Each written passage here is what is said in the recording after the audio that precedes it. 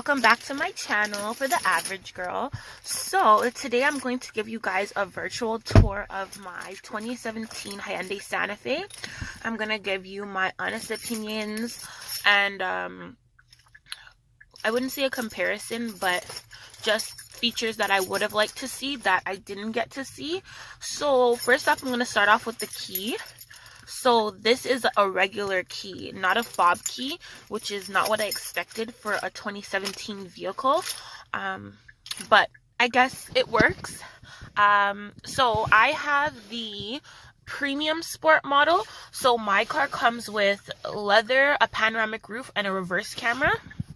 So this is inside the cabin of my Santa Fe. One thing I really liked is it has ergonomic handles in here, so when you're opening and closing the door, there's some grooves in there that your fingers kind of fit into. I love the display here. It's very big, and we have our front and rear heated seats, so you can see there. I love that the screen has both features, so you can also, you have to press the buttons out here, but you also have the touch screen here. So I really love that display. I love this little box that they have here at the top. I really love also this middle console because you have extra space here to put some things in. You have your dual charge port, and all your things you need are right here, whereas in most new cars everything is inside of the armrest. Got a lot of junk in here, but I love that it comes with this extra tray on top, the armrest, and then it has a deeper pocket inside there.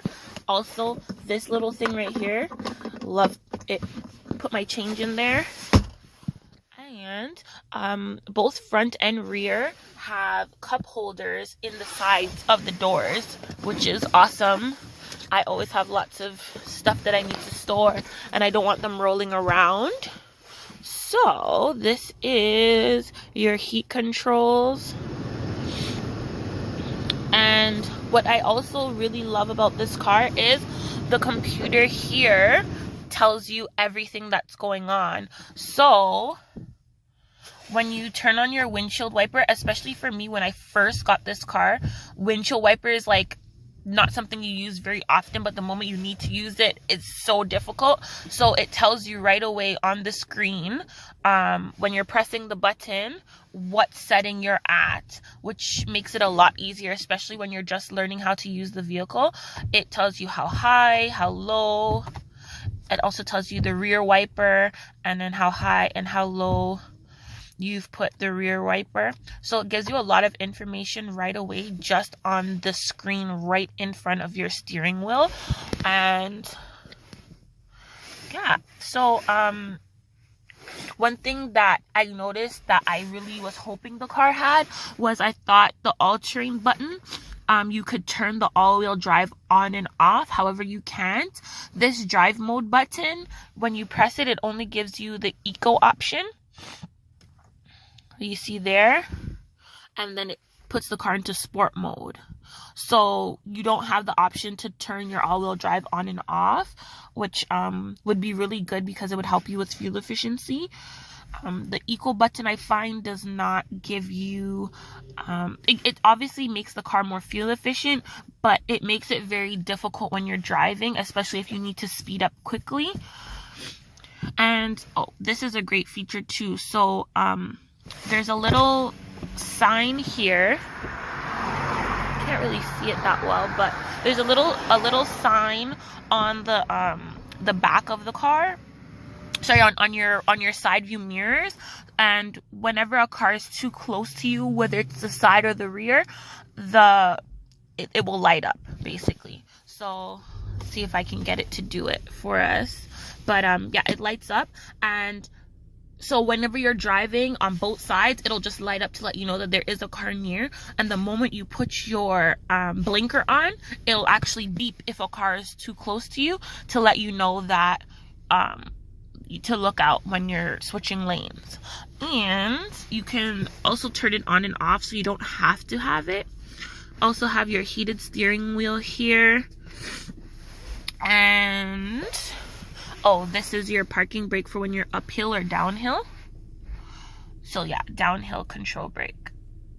So that was the button that I just pressed. And you see, again, the computer gives you all the information as soon as you do something. So even I have this little lock thing. I have yet to figure out what it is. And also this button here, I have yet to figure out what this does. So I definitely have to still read my manual. I haven't really gone through the manual, but for the most part, I was able to figure out majority of the features. My roof, so the panoramic roof was definitely a huge selling feature for me. And the back seats are so spacious. It's really big in here. So I'll just show you guys. I like that you don't have to open or close it the whole way if you don't want to. Like, it gives you the control to do what you want to do. So that was a big thing. Also, this button here turns on the lights for all of the car. So I really like that. As soon as I press this button, all the lights turn on, from the front, the side doors, everything turns on. And then you have your option here, which took me a while to figure out, that you can put it on so that whenever you open the doors, all the lights turn on. But that I have all the controls here. And also the controls are on the, for each side passenger, you can control your light. Another major thing that I didn't notice until after I bought the car was that the rear seats recline. So recently I just did a really long trip to New York, and I had to do it with my kids. So if you can see, did not love about this car that I'm really used to is that there are no convenience keys. So usually in newer cars, when you're outside of the vehicle, you can have the keys in your pocket and you just press a button here and the doors would open. As well for the trunk also, there's a little button here that you would press for it to open, but it doesn't have that either. These were a big thing for me because I'm used to driving and not having to take the keys out of my pocket when I drive. But pushing the key in is something to get used to, especially if you're coming from a car that's push to start or a turn to start. Also the convenience keys, because that's a big thing. Sometimes you're carrying a lot of things, you just want to press the button and get in the car, and with this you have to rummage through your pockets and get the keys out, then open the door. So that was a big downfall for me. That actually made me really sad. Otherwise, love the size of the car. The trunk space is amazing. I just recently started my business, and every single machine that I own fits in this car without any trouble, whereas it would never fit in my old car. I couldn't even fit a full machine in my old car. So that is something that I seriously love. Anybody who knows me knows that I pile a lot of junk in my car. I actually live in this car. So the fact that I can put everything in the trunk and still have space inside the car and still have space in the trunk is just amazing for me. I actually put my kids' car seats in the back just so I could show you like an overview of this space. And if I show you the trunk, you'll see like there's a lot of things piled in there, and there's still a lot of space left in the trunk. So I'll just show you guys that quickly. So you guys can see there's like a lot of stuff in here, but there's still so much space. Really would have loved to have the convenience keys and the automatic lift gate for the trunk, but I guess you just get what you get, right? There's something I should have looked at before I purchased the car. Yeah, you can get those features in the 2.T model or a limited model. Those also come with navigation, so that's a plus. It's just up to you, whatever you're willing to pay. But the price point was amazing for this car, so I took it as is, and I still love it. It's just a little things that you have to get used to, but for the most part there are more pros than there are cons. It's a lot bigger car. It was a lot cheaper on insurance for me.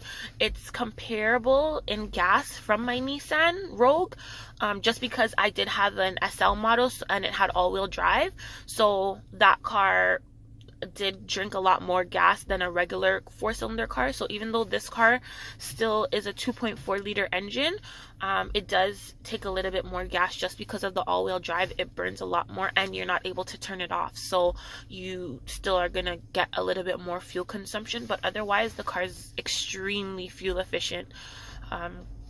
For the $70 that I use to fill the tank, I usually use premium, which brings me to about $80 a tank, but when I'm using regular, it's $70 a tank, so there's not really much of a difference. And I get a lot of mileage to my tank, so I wouldn't say that I lost out, because I'm still driving the same amount of distance and I fill my tank maybe once every 8 days, so still very fuel efficient.